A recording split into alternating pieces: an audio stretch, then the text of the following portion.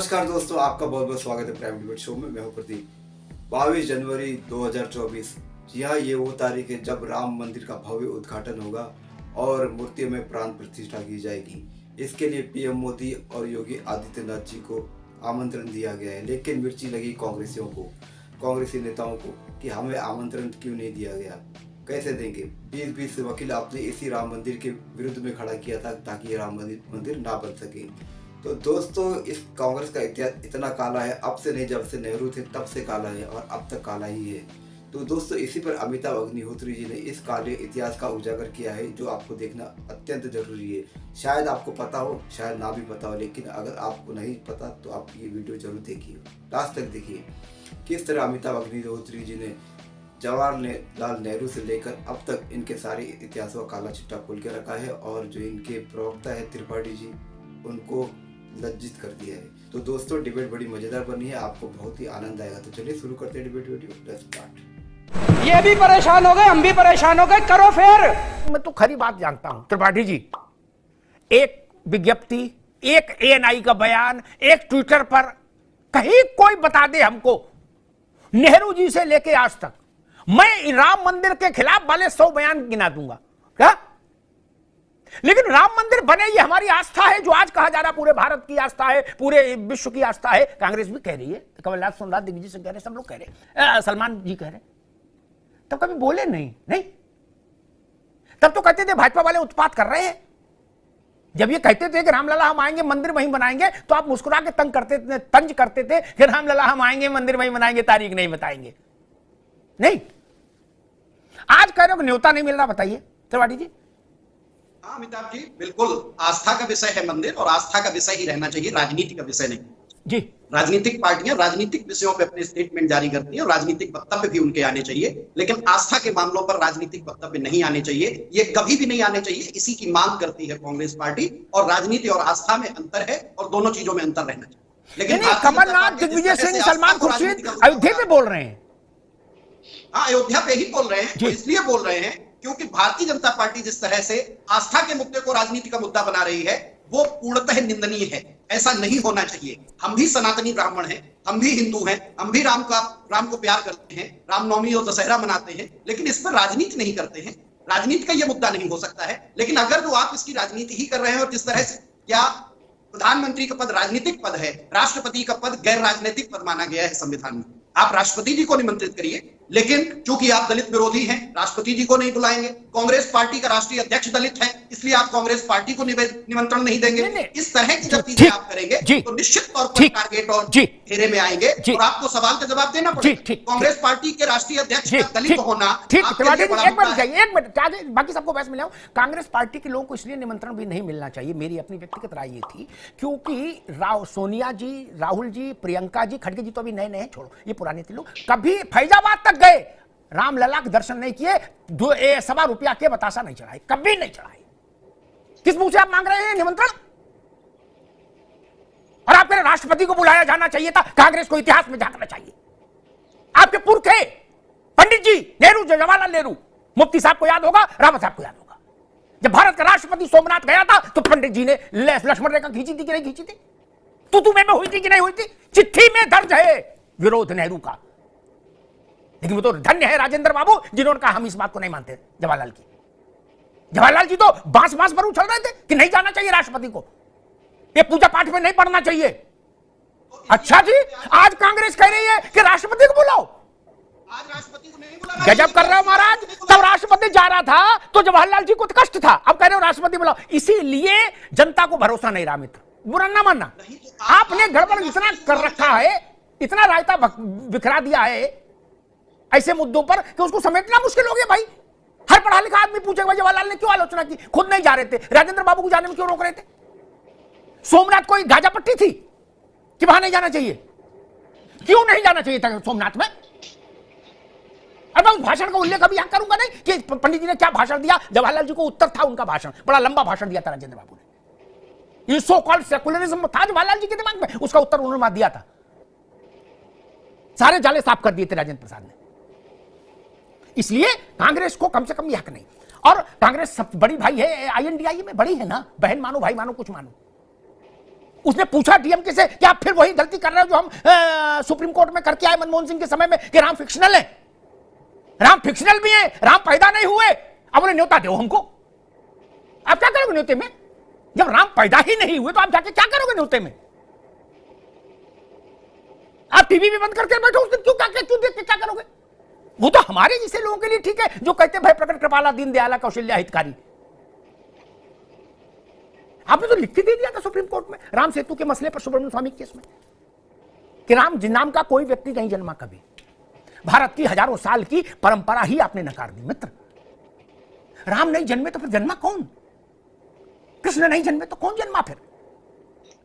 भारत के राजनेता कहते हैं राम पैदा नहीं हुए, वो कोई राम नाम की चीज नहीं थी, ये कहानी है क्या? भारत के एक राजनेता आरजेडी के एमएलए हैं बड़े होनार, वो फतेह बहादुर, वो कहते हैं दुर्गा शंकर की बेटी थी जिसको शंकर जी ने बीबी की तरह रख लिया क्या? और इतना बोलने के बाद कहते हैं कि नेता राजनीति धर्म पर नहीं बोलेंगे। ये अजब तमाशा भाई। किसी दुनिया के दूसरे मुल्क में ये लोग जाके बोल सकते हैं? क्या बोल सकते हैं? दुनिया में इतने मुल्क है, कहीं जाके ऐसी गंदी बात बोल के सुरक्षित रह सकता है कोई? मुफ्ती साहब देखिए, ये कबड्डी तो भारत में खेल सकते हैं। नहीं ठीक। पुरुषोत्तम मर्यादा श्री राम इस देश के गौरव हैं, इस देश का सम्मान है और इस देश का आत्मा है, जिसको नकारा नहीं जा सकता है। इसी को अल्लामा इकबाल शायर मशरिक ने इमाम हिंद कहा था। और मुझे लगता है कि राम पर जो लोग प्रश्न चिन्ह खड़ा कर रहे हैं उनको अपने मानसिक उनका संतुलन बिगड़ा हुआ है। राम पर किसी को एतराज नहीं है। रहा सवाल कि कांग्रेस के कंफ्यूज होने का, तो कांग्रेस ने ही धर्म का घालमेल किया है राजनीति में। राजीव गांधी जब गए थे अयोध्या में तो उन्होंने कहा था कि हमारी सरकार राम राज्य लाएगी, और उन्होंने वहां शिलान्यास कराया था। ताला खोला गया वल्लभ भाई पंत के, ताला लगा था वल्लभ भाई पंत जब उस वक्त के मुख्यमंत्री थे, वो कांग्रेस के थे। ताला खोला गया कांग्रेस के जमाने में। बाबरी मस्जिद गिराई गई कांग्रेस के जमाने में। तो अंदर से क्रेडिट लेती है कांग्रेस, मगर खुलकर के कांग्रेस ये नहीं बोल पाई कि कहीं मुसलमान नाराज ना हो जाए, कहीं हिंदू नाराज ना हो जाए। एक कंफ्यूजन की पूरी सियासत ने आज कांग्रेस को इस जगह पर लाकर के खड़ा कर दिया कि कांग्रेस को। अच्छा, इसमें आप देखिए कि बीजेपी को क्रेडिट लेने की क्या जरूरत है? ये मामला सुप्रीम कोर्ट में था। सुप्रीम कोर्ट ने कहा कि मंदिर बनना चाहिए, और सुप्रीम कोर्ट के आदेश के बाद मंदिर बन रहा। जहां तक सोमनाथ मंदिर का पुनर्निर्माण में राजेंद्र जी जब जा रहे थे तो नेहरू जी ने खत लिखा था कि सरकारों का कोई धर्म नहीं होता है, सरकार किसी एक धर्म का पक्ष नहीं ले सकती है। अगर कांग्रेस के प्रवक्ता कहते हैं कि उनको बुलाना चाहिए, तो पहले कांग्रेस अपना एक डिसीजन ले कि वो क्या करती है क्या नहीं करती है। एक बात। दूसरी बात मैं कहता हूं कि बीजेपी कहां से आ गई राम भक्ति में? संजय निषाद के साथ एलआई में, क्यों संजय निषाद राम जी पर उटपटांग बातें करते हैं। नरेश अग्रवाल ने तो पार्लियामेंट में अपमान किया, आज बीजेपी ने उनको गले का हार बना दिया। तो मैं कहता हूं कम से कम माफ करिए देशवासियों को, पुरुषोत्तम मर्यादा को, मर्यादा राम जी को इस तरह की बातों में मत घसीटिए। वो देश का गौरव है, सम्मान है, बना रहने दीजिए। ठीक। मैं प्रशांत पटेल के पास आऊं उससे पहले ये दो बात और कहूंगा।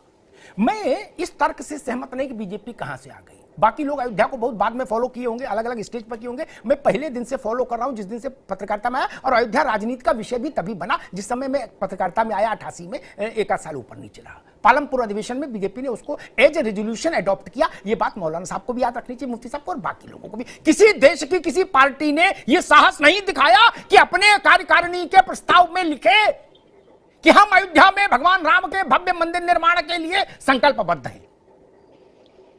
भारतीय जनता पार्टी कहां से आ गई, इसका भी उत्तर है एक तथ्य में। वो अकेली पार्टी है जिसने अपनी 4 चुनी हुई राज्य सरकारें कुर्बान की जस्ट बिकॉज ऑफ अयोध्या। किसी ने ग्राम प्रधानी नहीं छोड़ी हो तो बता दो। अब नया कुर्ता पहन के आने से कैसे काम चलेगा भैया? ग्राम प्रधानी छोड़ी नहीं, ब्लॉक प्रमुखी भी छोड़ी नहीं। नेहरू से बड़ा नेता तो कोई नहीं हुआ कांग्रेस में अभी तक। अब ये तो नहीं कह सकते हमारे दोस्त त्रिपाठी जी कि राहुल गांधी नेहरू से ज्यादा समझदार है या खड़गे नेहरू से ज्यादा समझदार है। ये तो कोई मानेगा भी नहीं, वो कहेंगे भी नहीं, वो काबिल आदमी।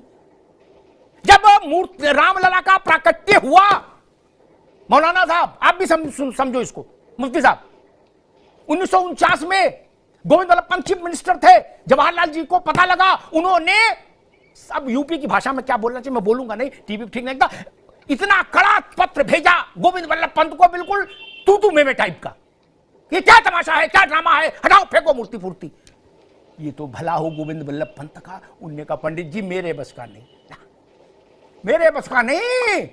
रामलला की मूर्ति हटा दूं, पूरे देश में हाहाकार मच जाएगा। नेहरू जी तो मूर्तियां फेंकवा दे रहे थे, आज कह रहे हो बतासा हम भी लेंगे। तो भैया बतासा खाने के लिए तो कुछ पात्रता चाहिए।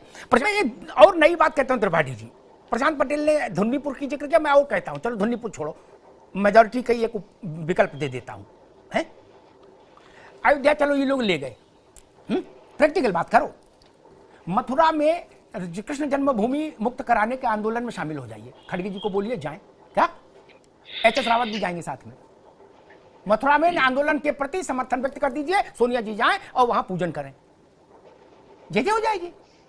नहीं, जवाहरलाल नेहरू की चिट्ठियां कहां हटेंगी, इतिहास से नहीं हट सकती ना मित्र, वो तो इतिहास में दर्ज हो गई, कोई पार्टी रहे। और जो बात प्रशांत ने कही उसमें एक बात जोड़ दूं, इससे कोई फर्क नहीं पड़ता कि सुप्रीम कोर्ट ने निर्णय कब दिया। महत्वपूर्ण बात करो तो बड़ी जी, आप योग्य व्यक्ति इसलिए आप समझेंगे, सामान्य नेता होता मैं तर्क नहीं देता, वो समझ में नहीं पाते। रामलला विराजमान के पूजा राग भोग और आरती पर सुप्रीम कोर्ट के निर्णय के तहत हो रहा था आरंभ से ही, जब से विराजमान हुए वहां, ठीक, उनके दर्शन पर, भोग पर, आरती पर कभी कोई वैधानिक प्रतिबंध नहीं रहा देश में। क्यों नहीं गए? इंदिरा गांधी के समय भी रामलला वहां थे, जवाहरलाल नेहरू के समय भी रामलला वहां थे, नेहरू जी तो 64 में दिवंगत हुए ना, आ सकते थे, 4-6 बार आ सकते थे। और फिर आज की पीढ़ी तो है त्रिपाठी जी कभी आए नहीं, वहां जाना कोई गुनाह था क्या? वहां जाने का मतलब यह तो नहीं हो गया कि आप विवाद में शामिल हो गए। 4 बार मैं दर्शन करने गया, मैं तो विवाद में शामिल नहीं हुआ। बाबा लिब्रान कमीशन में मुझे समन हुआ, मैं विवाद में तो शामिल नहीं हुआ, कमीशन ने बुलाया, मैं गवाही दे आया। आप लोग क्यों नहीं गए दर्शन करने कभी? जी अमिताभ जी, आपके प्रश्न में 2-3 प्रश्न थे। पहला प्रश्न था मथुरा को लेकर, खड़गे साहब को उस आंदोलन जाना चाहिए। तो मैं आपसे कह दूं कि कांग्रेस पार्टी इन मुद्दों की राजनीति नहीं करती है। कांग्रेस पार्टी जो जीवन के धरातल से जुड़े हुए मुद्दों पे जो राजनीति होती है, अभी भी मैंने कहा था, ये आस्था का विषय है। निजी तौर पर जिस व्यक्ति की जो आस्था है, कानून और संविधान उसके लिए निर्णय लेगा। हम बवाल करने में भरोसा नहीं, हम देश के विकास के लिए काम करते हैं। त्रिपाठी जी को बवाल नहीं कहिए, 500 साल इस देश ने संघर्ष किया, लाखों लोग बलिदान हुए, आप बवाल बता रहे हो। मथुरा जाके खड़गे साहब उसमें आंदोलन में कूद पड़े। हम इस मुद्दे के लिए आंदोलन नहीं करने वाले हैं अमिताभ जी, के आपको स्पष्ट कर दें। हम देश में आंदोलन करेंगे बेरोजगारी के खिलाफ, महंगाई के खिलाफ और देश की विकास की नीतियों के खिलाफ। हम राजनीतिक दल है, हम धार्मिक दल नहीं, इसको ध्यान रखना होगा। जहां तक दूसरी बात की कौन कहां दर्शन करने गया, निजी आस्था का विषय है। मैं पहले भी कह रहा हूं, मैं खुद अयोध्या दर्शन करके आया हूं, मथुरा दर्शन के लिए जाता हूं, और हम सब लोग ये काम करते हैं। हम सब राम भक्त हैं, कृष्ण भक्त हैं, लेकिन हम दूसरे की आस्था को चोट पहुंचाने के लिए काम नहीं करते। हमें यह ध्यान रखना पड़ेगा कि हम अपनी आस्था की संतुष्टि के लिए वो काम कर रहे हैं या दूसरे की आस्था पर चोट करने के लिए वो काम कर रहे हैं। और दुनिया का हर धर्म ये कहता है कि परहित सरस धर्म नहीं भाई, हमें हमेशा दूसरे के हित को बरकपन देना होता है। लेकिन इस तरह की राजनीति ठीक आप रुकना होगा। आपने बड़ी अच्छी बात कह दी, बड़ी अच्छी बात कह दी। छोटे ठीक है त्रिपाठी जी, राहुल गांधी, कांग्रेस असल में हिपोक्रेसी फंस जाती है, लेकिन आजकल तो इतना प्रमाण इकट्ठा हो गया कि कहां कहां लो पानी डालो, खर्च से बेनकाब। राहुल गांधी छोटे से मंदिर में भी चले जाएं, 500 फोटो खींची जाती हैं और 500 अपलोड होती है 5 मिनट के भीतर, दे दबादब कांग्रेस के हैंडल से। प्रियंका गांधी चुनरी पर चढ़ाए मैया को नवरात्रि में 800 फोटो खर्च से खींचती हैं और 800 अपलोड होती हैं। ठीक, व्यक्तिगत कुछ नहीं, टोटल खेल में शामिल हो। राहुल गांधी दर्शास्तांग कर रहे हैं, फोटो खींचो डालो, बीजेपी से काउंटर करना है। जैसा मोदी ने आरती की वैसे राहुल गांधी का ड्रेस बनवाओ पीला, जनेऊ गलत पहन लिया, बोलो कोई नहीं चलने, फोटो चलने दो फटाफट। व्यक्तिगत क्या है? व्यक्तिगत क्या है? आप अयोध्या नहीं गए, इसको बता रहे हो हम जाते रहे हो, फोटो नहीं डाली, बाकी जगह की तो फोटो सटासट डाल रहे हो, दे फोटो। इसके लिए टीम रखी हुई है मित्र, पेड सब पार्टी। हम आपको चूतिया नहीं बना रहे हैं, आप चूतिया हैं। तो दोस्तों डिबेट हो गई खत्म, वीडियो हो गई पूरी। कांग्रेसियों का काला इतिहास हिंदुओं के लिए जो है दोस्तों, इस पर मैं बहुत देर तक बोल सकता हूँ, लेकिन वो जरूरी नहीं समझता। जब अमिताभ अग्निहोत्री जी है बोलने के लिए, तो हम जैसे छोटे छोटे लोगों की क्या जरूरत है। इतने महान वक्ता, इतने महान प्रवक्ता अमिताभ अग्निहोत्री जी, जो इनकी क्या बोलते हैं, इनकी चड्डियाँ उतार देते हैं अच्छे से।